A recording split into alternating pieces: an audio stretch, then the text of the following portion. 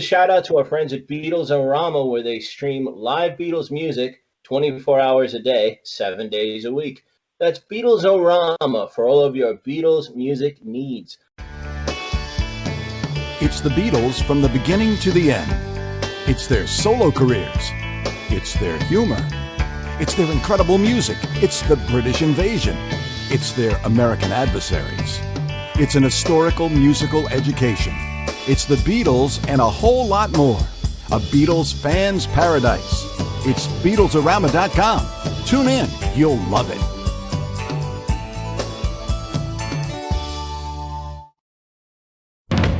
Here we come,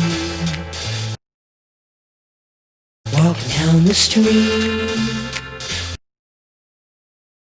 We get the funniest looks from everyone we meet. Hey, we're the Monkees. Welcome to Tomorrow Never Knows, where authors and Monkees expositor Fred Velez joins us here in the Beatles Kingdom. Fred is here to record Monkees history in the newest volume of his books.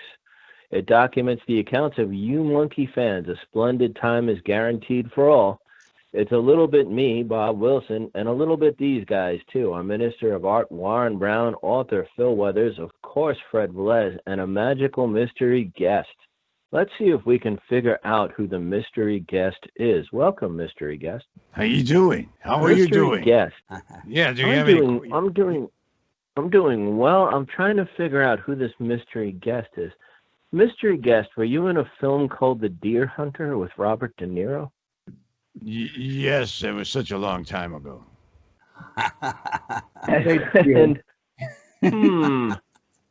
were you also in a video where you showed off your dancing skills? It was quite impressive. Are you also not only an actor but a dancer? I can be. You can be. So he was in the De Niro film, and he can be a dancer. Could you say a phrase for me so I can decide who you are?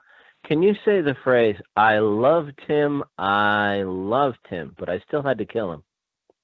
I loved him, but I still had to kill him. Jiminy Crickets. Would anybody else... Phil, would you like to ask the mystery guest a quick question? Gee whiz, Bob. That's a toughie. A tough mystery guest. Did you, by any chance, star in Magical Mystery Tour? I don't know what that is. Warren Brown, do you have a question for our mystery guest? Does your initials start with a C and your last name a W? Yes, and it's not a TV network. There you go. How about, could you be... Go ahead, Bob. I was going to say, could you be, is it like that song? I'm walking. Yes, indeed. I'm talking. Won't you please come back to me? Are you Christopher Walken? You got it. All right. We kid. You know who it is? This is our friend Pat Matthews from the wonderful Beatles-O-Rama Network. He's on the show with us, Fred. Yay. Everybody give a round of applause to Pat Matthews. Yay. Crazy. All right. There he is. So, mystery guest, do you want to ask the first questions to Fred here? I know that you're a pro, so we're calling on you with very little preparation, but Pat has a great and splendid radio voice and lots of Monkees Beatles knowledge. So I hand it, because he can't stay the whole show. He came on as a favor to us. So could you open up the proceedings with our friend, author Fred Velez? Okay, Fred, I'm going to ask you a question because the kind of business that I'm in, I'm always having to worry about licensing and that kind of stuff, okay? Yes, sir. So I'm going to ask you a question because I know that Neil Diamond wrote the song, A Little Bit Me, A Little Bit You. Did you have to get permission to use that? No, because I'm using it as a book title. It's not a song. So, so you see, I don't know that the differences in those kind of things. Right. If I was writing a song called A Little Bit Me, A Little Bit You, that might be trouble. But it's a book title, and plus there's a subtitle to it. It's the original book is A Little Bit Me, A Little Bit You, the Monkees from a fan's perspective. Mm-hmm. And the new book is A Little Bit Me, A Little Bit You Too, the Monkees from international fan perspective. So if I use it as the title of a book, there should be no rights issues. Okay, well, I have just a follow-up question, and then I'll be quiet. I have a friend I just had on my webcast, Seth Swirsky, who is a songwriter, and he was good friends with Davy Jones. Oh, lovely. And in fact, if you go on YouTube and you search for Seth Swirsky and Davy Jones, you'll see where Davy Jones sang and Seth played the guitar at Seth's birthday party several years ago. Oh, and wow. It's pretty cool, you know, and you being a Monkees fan, you'll probably really like it. All right. I will. And yeah, and they were, you know, Seth actually produced the film called Beatles Stories. Okay. Oh, okay.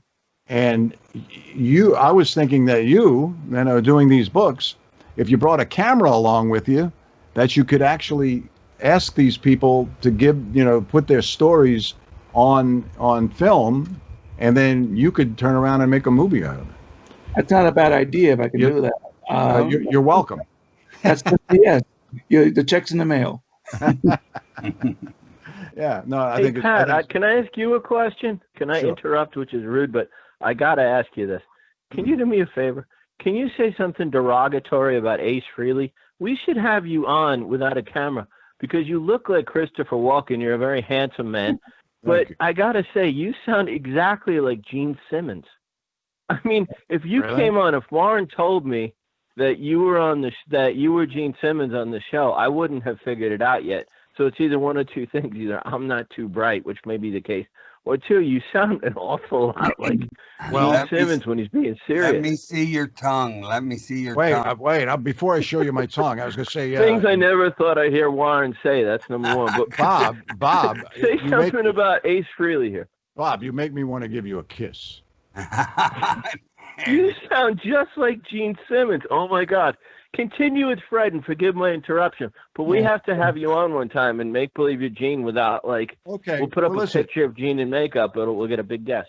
Yeah, well, listen, it's not because I'm not having a good time, but we got a little crisis here at the house, and I'm going to let you guys go, and I look forward to seeing the finished product of this. Yay. All right. Nice to meet you, Fred. Nice meeting you too, Pat. All the best with your show. Thank you, man. And bye, Bob. Thanks. Yeah. Thanks for being on, buddy. You're good. You're the good. Thank you, man. Bye-bye. Bye-bye.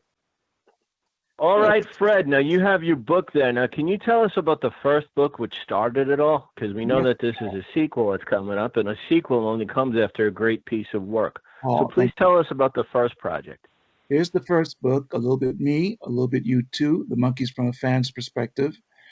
This is a book about my experiences with the Monkees, being a fan and working with them at various events like conventions, helping Davy Jones with one of his books, being at the book signings, and also, besides my own stories, there are stories by other fans about their experiences with the Monkees, and it was a good book to write. I wrote it after the passing of Davy Jones, and for years, people knew about my experiences with the Monkees, and they said, "Fred, you should write you should write a book about the Monkees." I said, well, yeah, maybe one day I'll do it. And then after Davy dies, I said, well, now's the time to write the book. And so I put down all my years about being a fan, and then about we're actually working with members of the group, developing a friendship with Davy Jones and Peter Tork, and being involved with events like on the front cover, you have the Hollywood Walk of Fame ceremony where the Monkees got their star on the Hollywood Walk of Fame in 1989. I'll get a little closer look at there. There you go.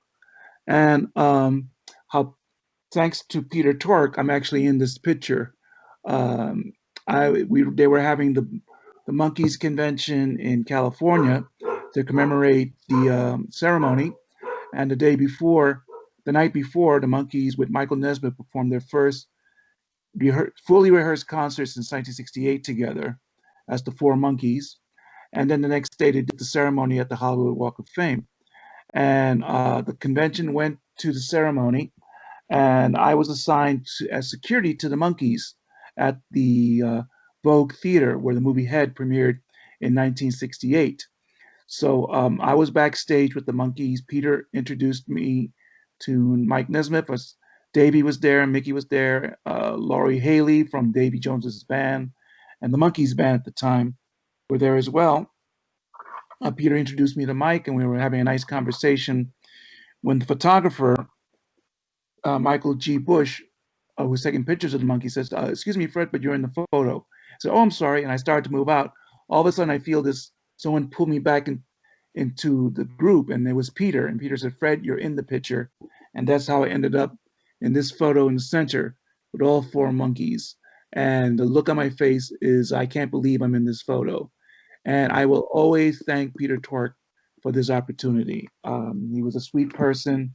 He's greatly missed, and I wish he could have been around to see the second book. I was able to present him with a copy of my first book as well to Michael Nesmith, Mickey Dolenz, and to the daughters of Davy Jones. They each got copies of the book. No, that's really cool. And the first book was a big hit. It went around, the Monkees fans. It was a big hit. You had a lot of stories in there. And now you saved up some stories, got some new stories. Mm-hmm. And can we see the cover of A Little Bit Me, A Little Bit You too? Yes, you can. Here it is. This is a proof copy. It's my own personal copy. That's why you got this banner up here so that they can't be resold.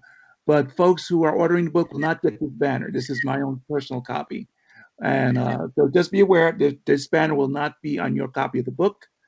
And the spin on this book is not only more of my stories regarding the Monkees, but also other fan stories.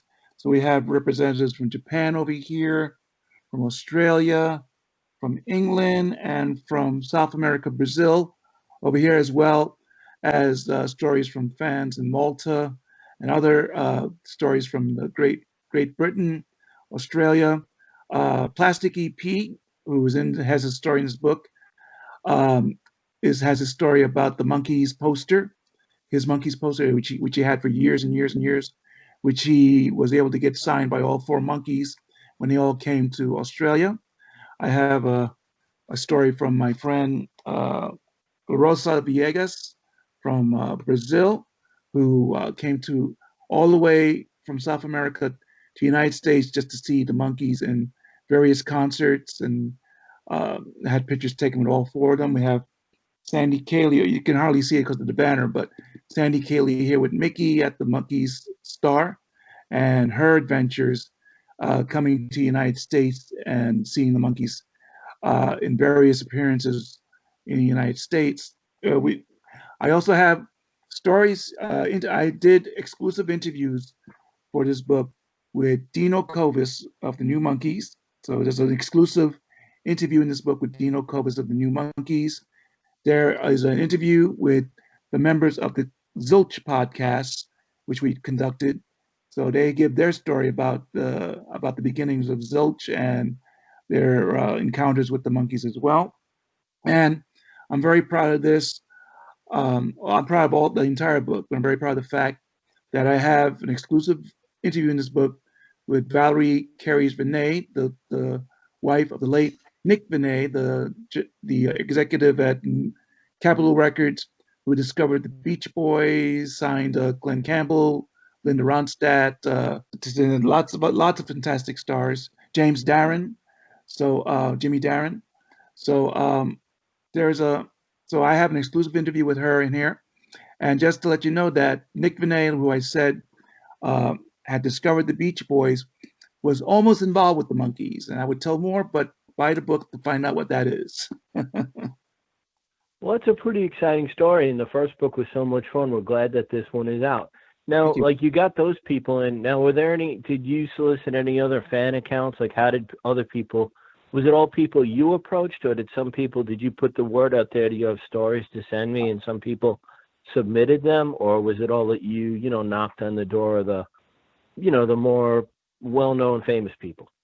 I know Valerie, and I know Dino, and I also know Marty Ross of the New Monkees. He has an interview in here from the Zilch podcast that Ken Mills conducted. So, and Ken Mills was gracious enough to give me permission to reprint the interview in the book. I have interviews with 3 of Davy Jones's daughter when they had the Davy Jones uh, memorial auction a few years ago in New York City with Julian's Auction, which not only had Davy Jones's stuff, they had stuff by David Bowie, they had Elvis Presley's tour bus, lots of amazing stuff from the estate of Frank Zappa, lots of amazing things. And they had a special auction of Davy's personal items, including the iconic Brady Bunch jacket he wore on the Brady Bunch show.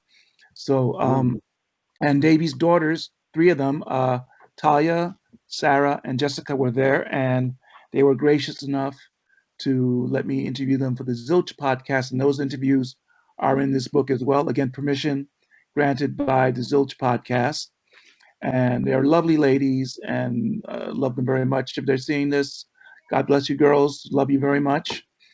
And the other fans, over a year ago, I had put out a feeler to fans on my Facebook and Twitter pages that I was doing a sequel to my first book, and that if they could possibly contribute their stories.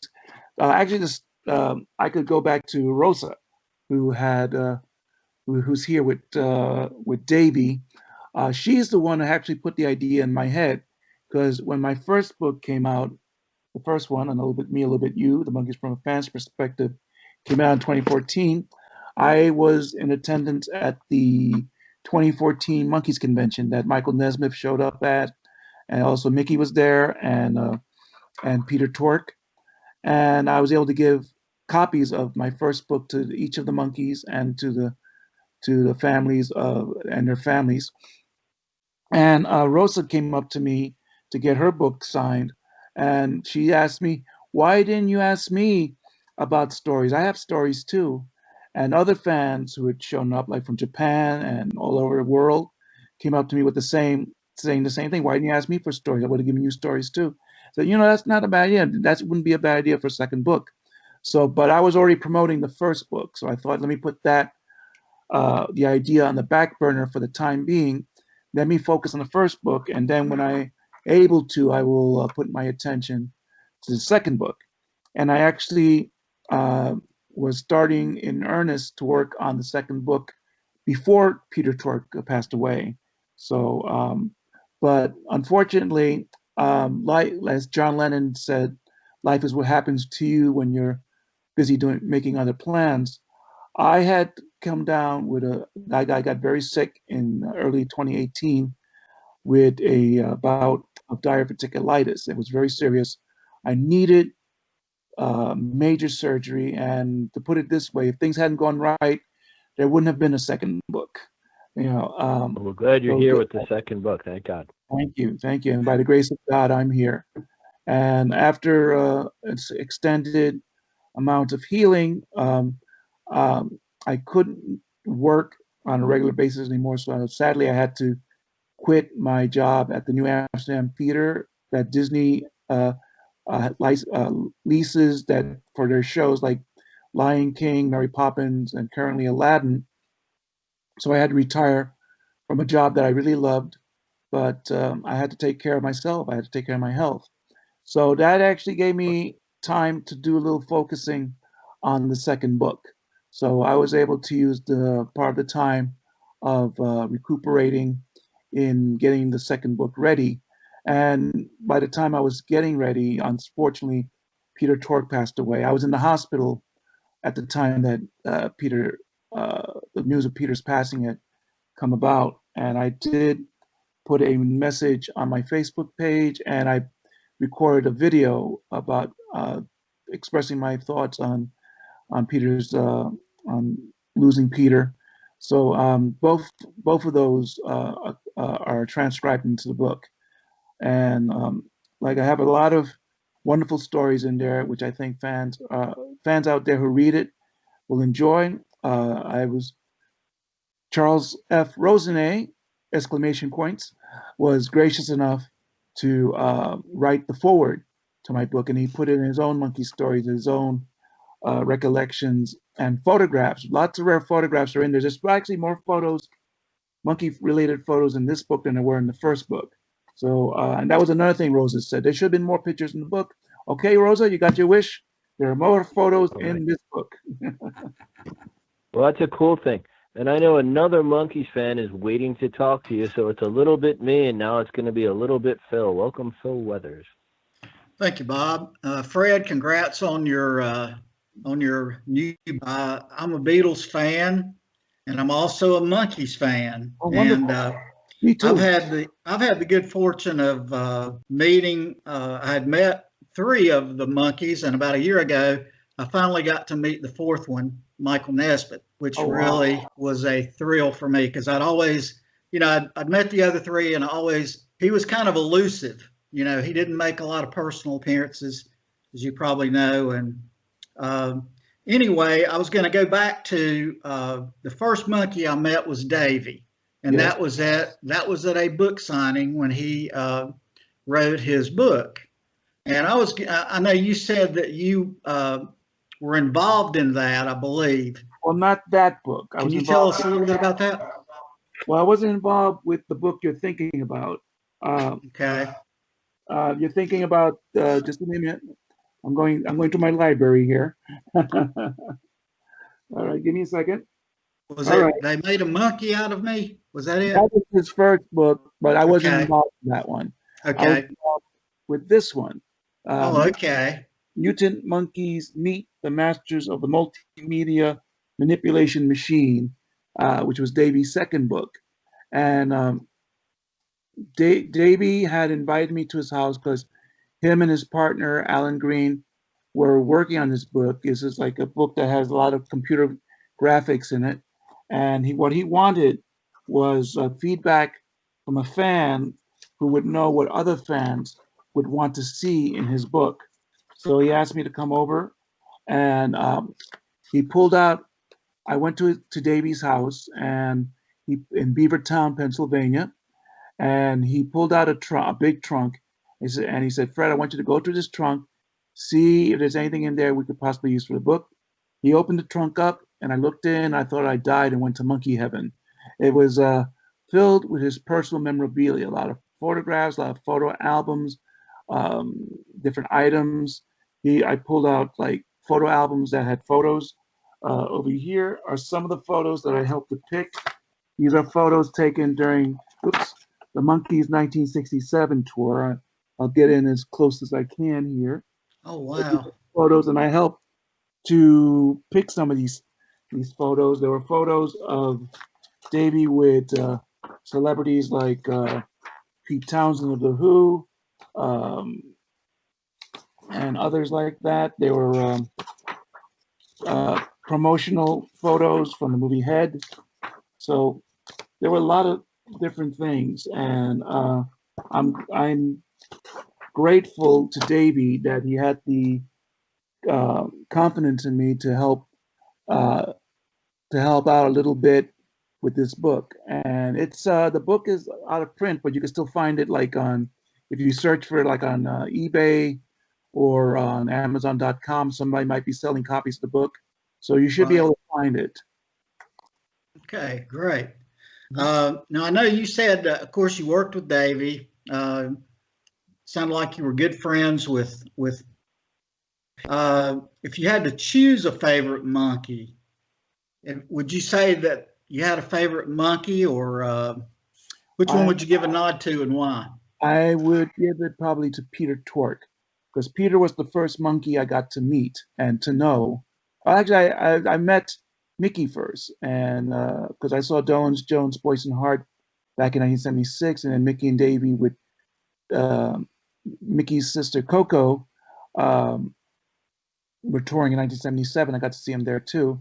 But Peter was the first actual Monkee I got to know, because in their late 70s, early 80s, he was coming back into the entertainment scene. He was doing concerts again. He was doing clubs and things. He was doing shows in Greenwich Village, where he got his start in show business. where his roots are as a folk singer.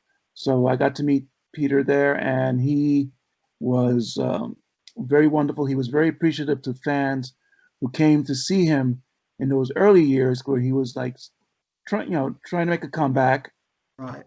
And so whenever we saw each other, he always said hello. He knew me by name. Peter was very appreciative of the fans that stuck by him in those early years of his coming back into the scene. He is very dear to my heart. And so when I heard of his passing, it really hurt me a lot. It really, brought, a lot of sadness, but a lot of good memories remain of both Peter and Davey. Davey was the second Monkee I got to know. Peter was the first one. I'm a big fan of Mickey and Mike. They don't know me as well as Davey and Peter did, but they pretty much know me by face. So, and they've always been very friendly and always been very kind and gracious with their time. Well, Fred, I'll tell you, I heard a little bit me, a little bit you on the radio yesterday. That's one of my favorite Monkee songs. Mm-hmm. But let me ask you this, and then I'm going to turn it over to Warren. And I don't know how you feel about the Rock and Roll Hall of Fame, but to me, the Monkees deserve to be in the Rock and Roll Hall of Fame. And I know at one time there was a petition out there for people to sign to try to get them in. What can we do? What can you tell fans of the Monkees can do to get them inducted into the Rock and Roll Hall of Fame? Well, first, I agree with you 1,000% that they deserve to be in the Rock and Roll Hall of Fame.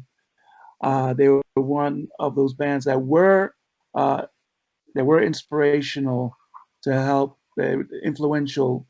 They were like one of the first really video bands that inspired things like MTV and the power of television to help boost music. And I agree with you 1,000% that the Monkees deserve to be there. A lot of groups and people like that agree with you about the Monkees. Unfortunately, the Rock and Roll Hall of Fame it's a very political situation. It's pretty much a private club. You got the editor of Rolling Stone in there, Rolling Stain as Mickey usually calls it. But because they were never really kind. Recently, Rolling Stone has been much kinder. They've had younger writers there who recognize that the Monkees were very influential.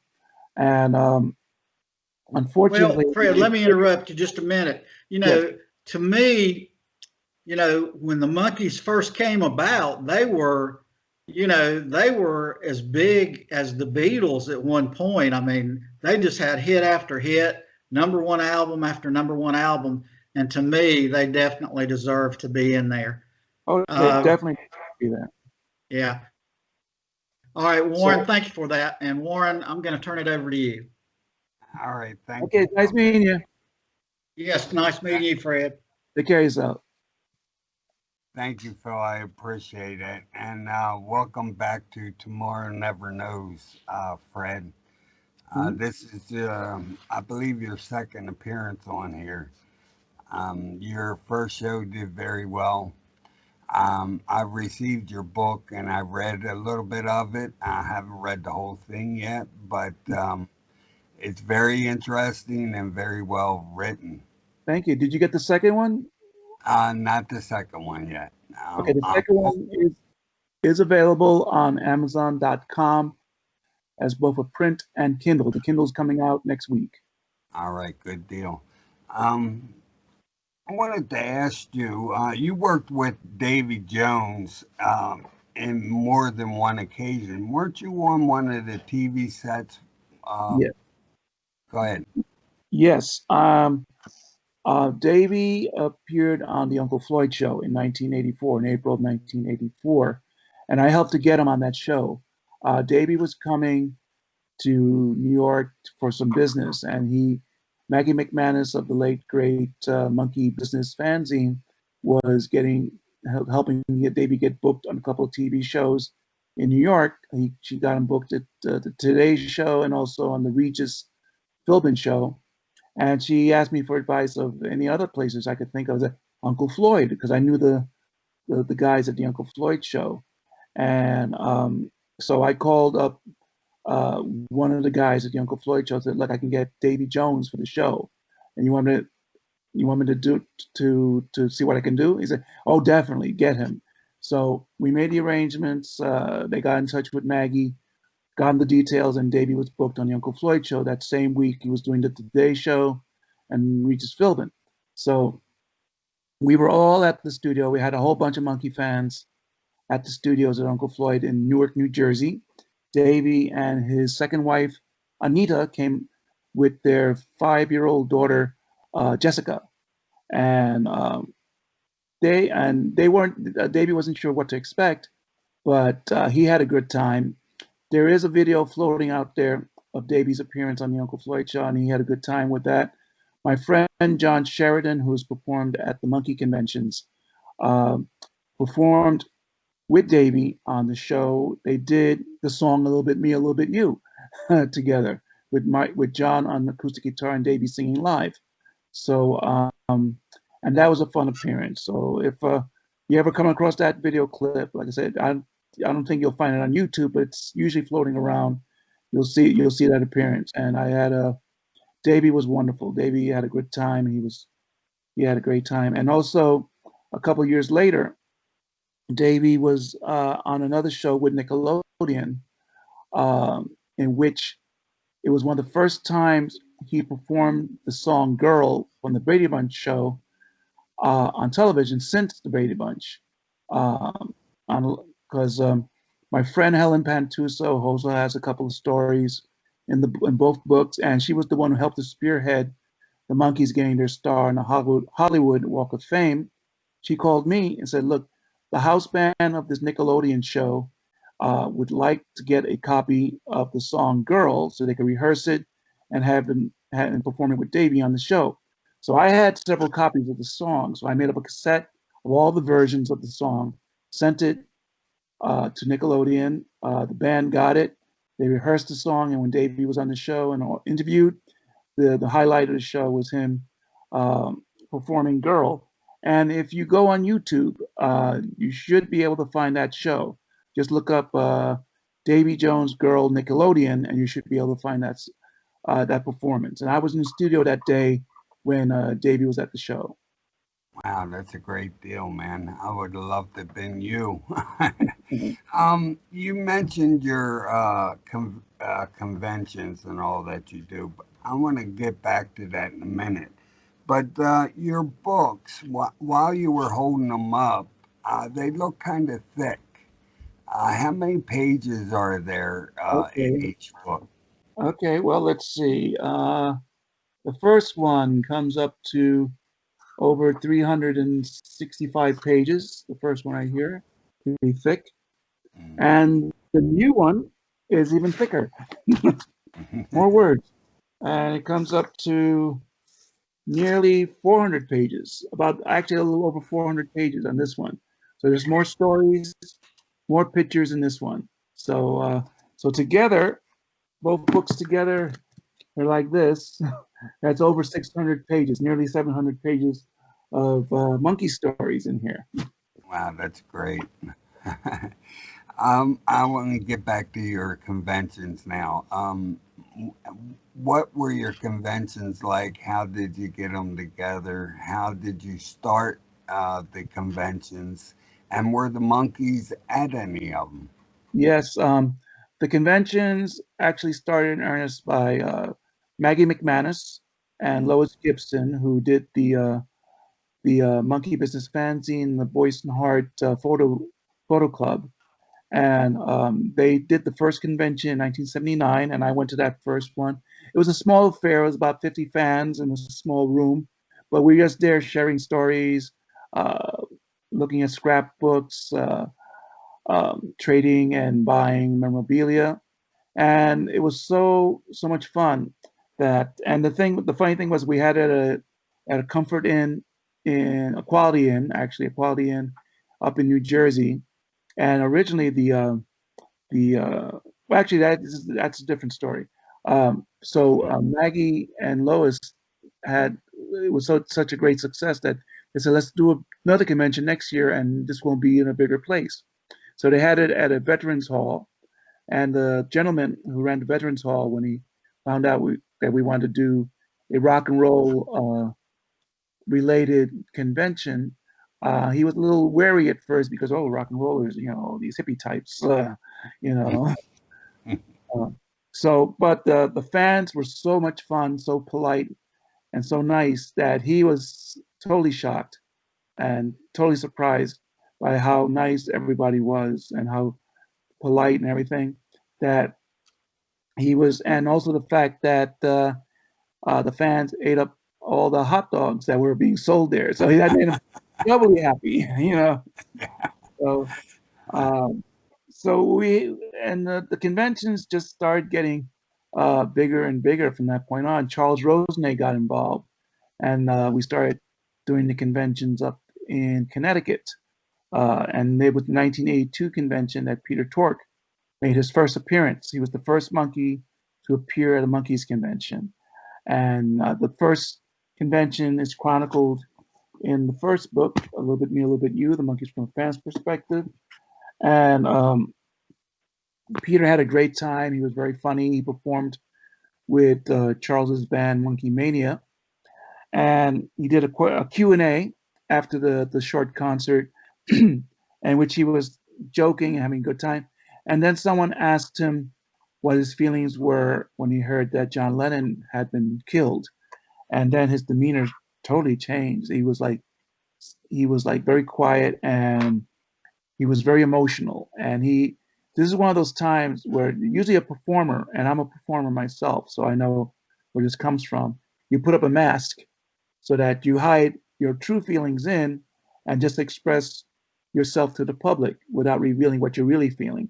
This was a time when Peter dropped the mask and you saw the real Peter Tork, and he was very emotional.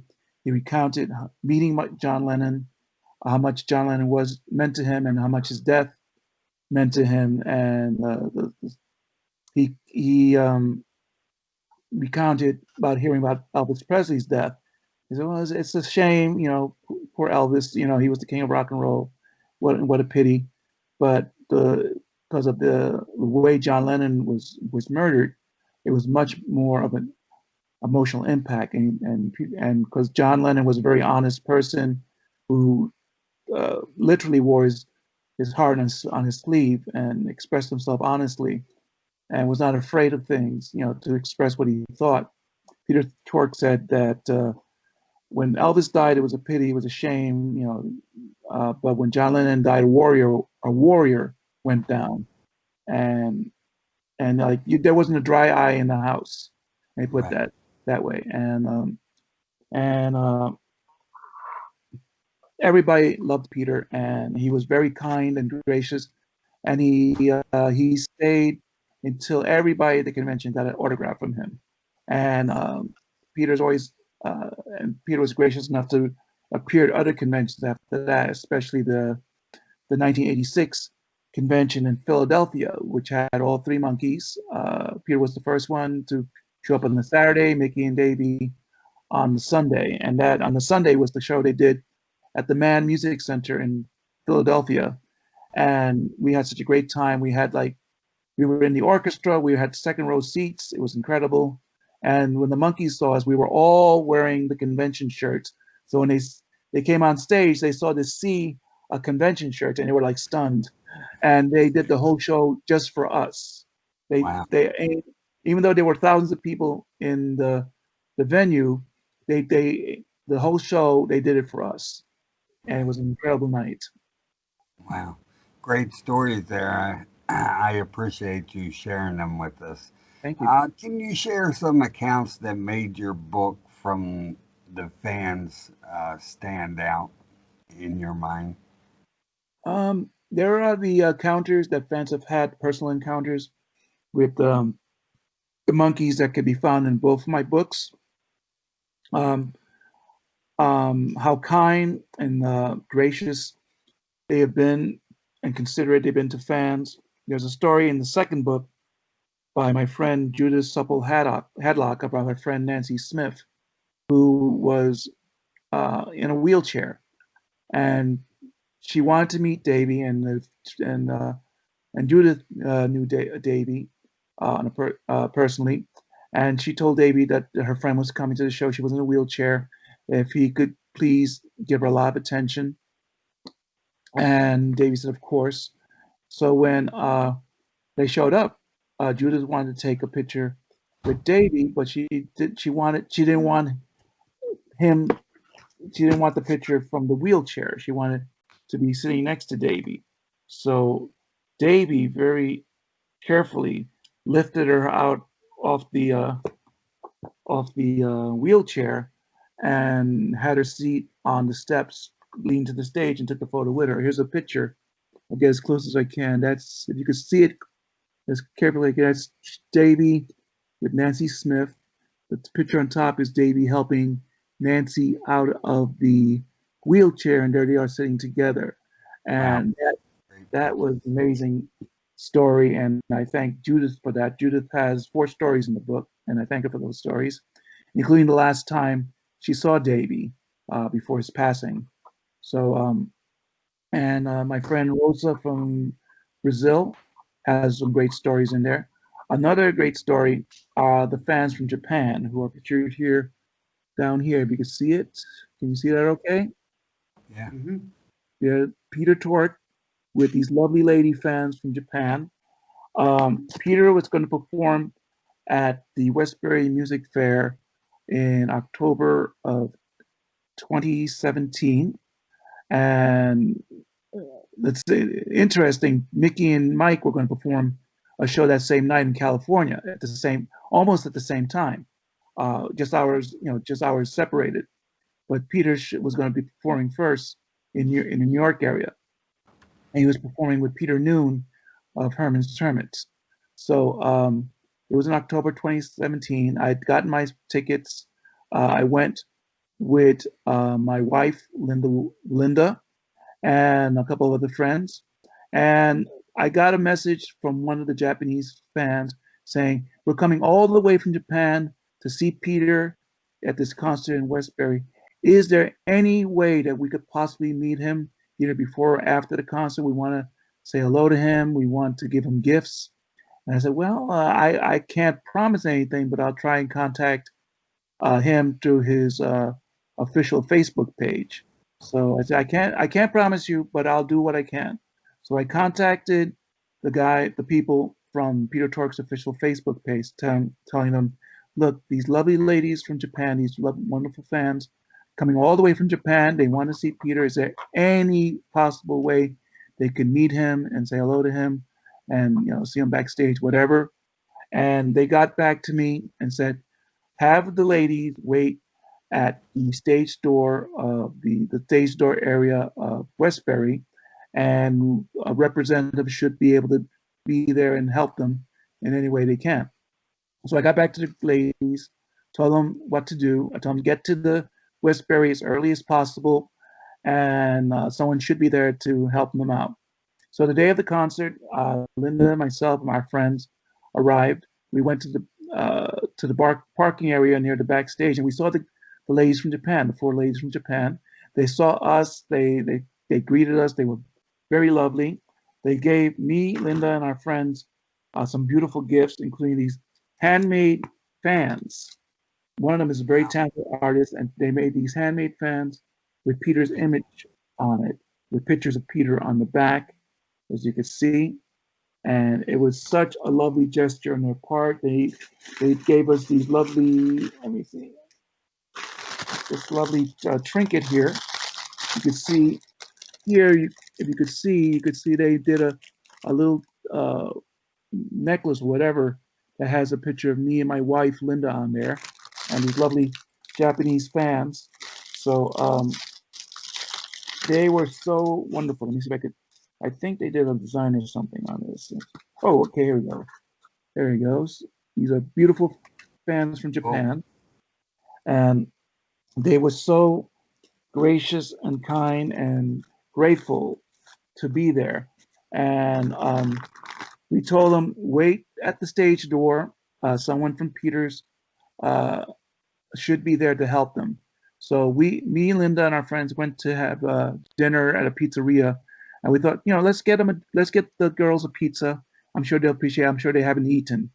So we bought them a pizza pie. We bought it back to Westbury. We saw the girls, and they came running to us and said, "We saw Peter. We saw Peter. They brought us backstage. We saw Peter. We saw Peter Noon. We saw the other people from the show. They were also wonderful and kind. We took pictures with Peter. We gave him our gifts, and so that's wonderful. And then we gave him the pizza. And said, "Oh, Fred, let us pay it for you." He said, "Oh, no, no, it's a gift." I said, "No, no, no, you were so kind to us. Please, please, please let us pay for the pizza." So we didn't want to insult them or anything like that. So, we took the payment. We didn't want to, but we did. And they were very grateful for the pizza and everything. So later we saw the show. Peter was first up. He did several songs. He did a couple of monkey songs and a couple of blues songs. And then Peter Noon came on stage with Peter Tork, and they did, I think they did I'm a Believer together. Let me just double check. I'll tell you in a second. Da-da-da-da-da. I should have this ingrained in my brain. Okay, here we go. Yes, they did I'm a Believer together. And they did a little bit me. Again, Peter started with a little bit me, a little bit you. That song seems to be my little trademark there. They did a couple of blues songs, and they ended the show with Pleasant Valley Sunday. And here's a couple of pictures. You could see that Peter with Peter Noon of Herman's Hermits right there, which I took. Right. And the lovely fans from Japan who got to see Peter backstage right there. Now, what we didn't know was that, when we saw Peter on stage, he looked very frail. He looked very thin, and we were concerned about his health. He did a good show, but we were very concerned about how he looked and everything. What we didn't know at the time, what we were witnessing was Peter's last personal public appearance. Wow. So sadly, I missed seeing Davy Jones in his last New York concert before his passing. But I'm so grateful I got to at least see Peter Tork in his last performance ever in front of the public. So I'm very thankful for that. Yeah. Great stories, Fred. Mhm. Very good. I'm a graphic artist, as you know. So Mhm. I'm interested in the graphics and the pictures that you have in the books. And are they from the fans or are they your personal pictures? A And lot of them, also, yes. how did you come up with your name of your book? Okay. Well, the majority of the pictures are both by me and personal photos from the fans who were gracious enough to share them with me for the book. I put out a feeler for both stories and photographs, and I got a lot of photos. I got more photos than I could use. I mean, you can only put even at the thickness of this book. There's only so much you could put into a book, Right. And I had to make this say, oh, I'd love to use that photo, but I don't know if we can use it. Right. There were a lot of good ones. There were a lot of good ones. Right. And to the fans I'm sorry I didn't get to use all your photos, but thank you so much for what you did send. It's deeply appreciated. And I put in my own personal photos, including photos from my personal monkeys collection are in there too. Now, how I came up with the title, while I was writing the book, I was thinking of different ideas, what the title should be.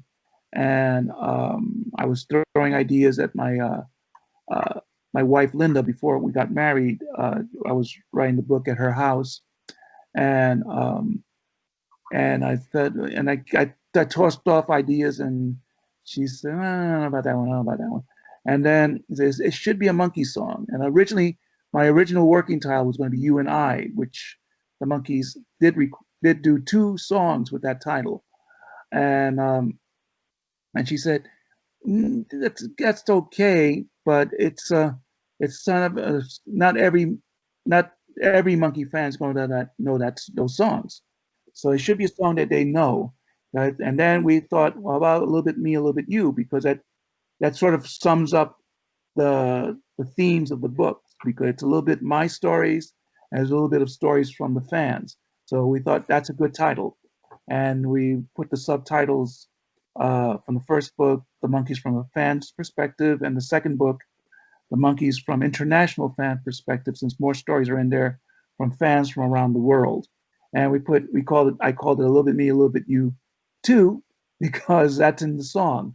And whenever the Monkees performed that song in concert, they always did, it's a little bit me, it's a little bit you too. So that's perfect, you know. And I had this picture that I had taken years ago of me in this groovy garb in which I'm doing the peace sign. So I thought I could use that as the front cover, which I did. Awesome deal. That's good. For the fans that can't get enough of the Monkees, where can they go to find your books, and what kind of projects do you have coming up in the future, or gatherings? Due to COVID, I know it's going to be hard there, but what can fans look forward to from the Monkees and from you?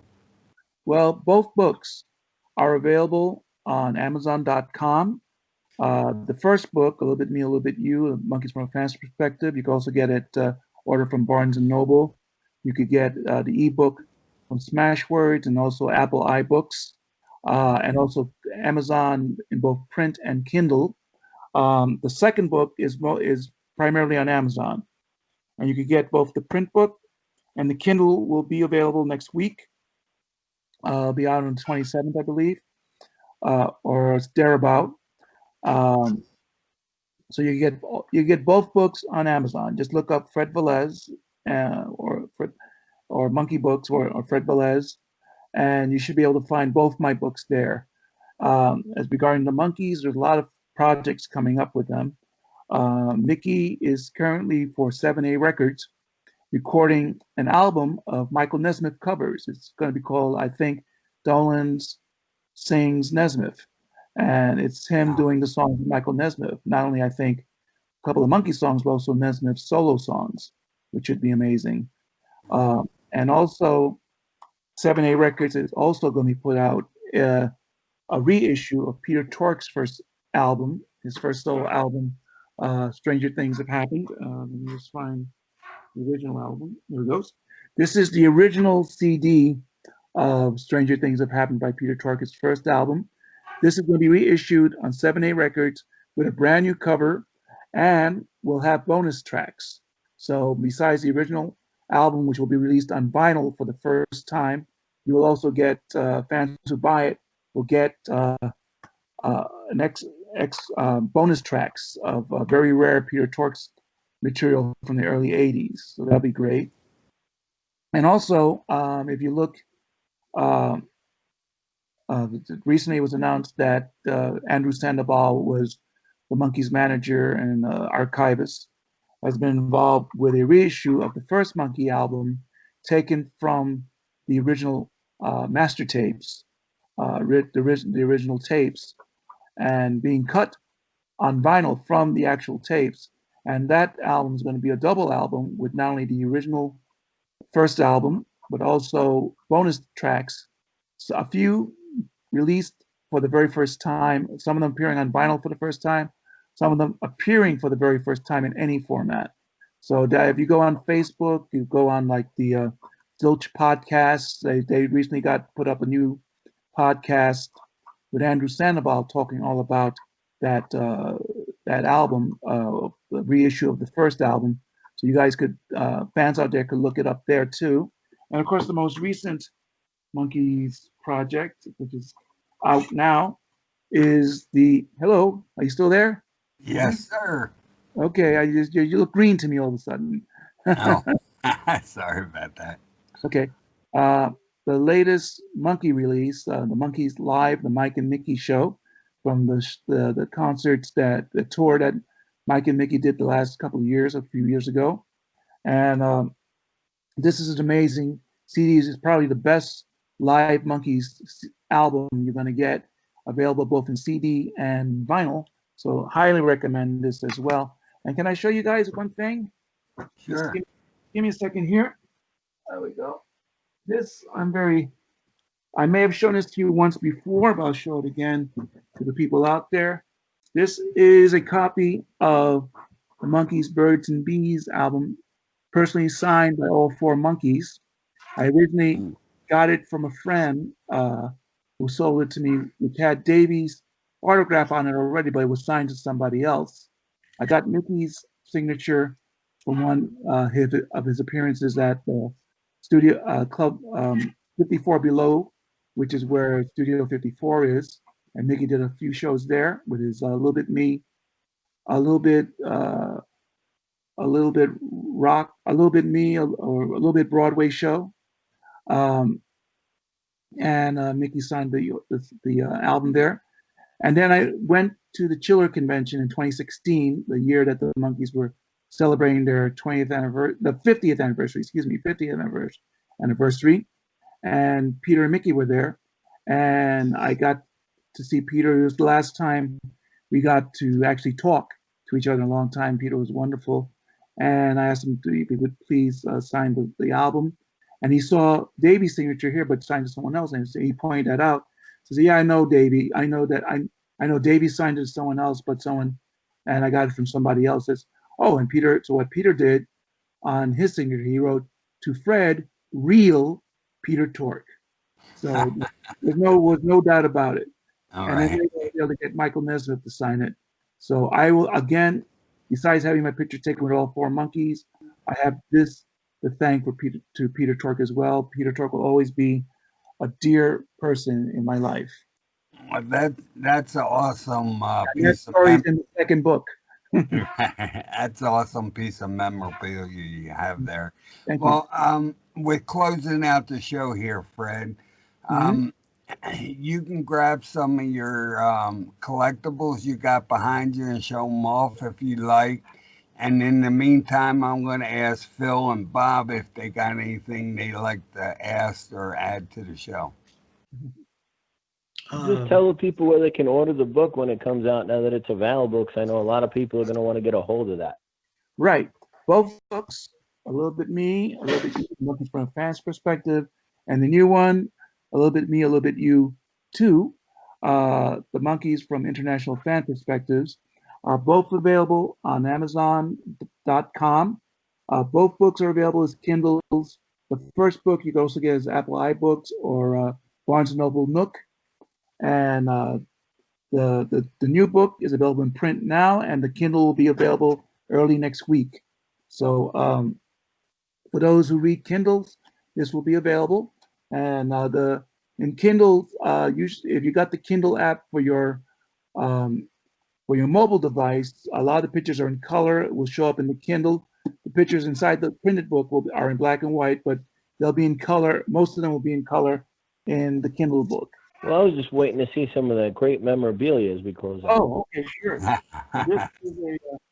This is a promo from Rhino Records when the Monkees CDs came out in the mid '90s, and this is a sampler CD featuring samples from a lot of the tracks from the albums. I think that's really cool, Fred. Thank you. And over here, let's see, I got a Monkee Mobile right here, still in the package. Awesome. And let me get this back here. Excuse me. Here's a Monkees drum head signed by Mickey Dolenz. This was about the time that I was in the hospital, and it was purchased in time for Valentine's Day, and it was a gift for my wife and my wife Linda, and Mickey signed it to my wife Linda from Fred, and he was very kind to have signed it, as you can see it there. So it was. And let's see, is anything else around here?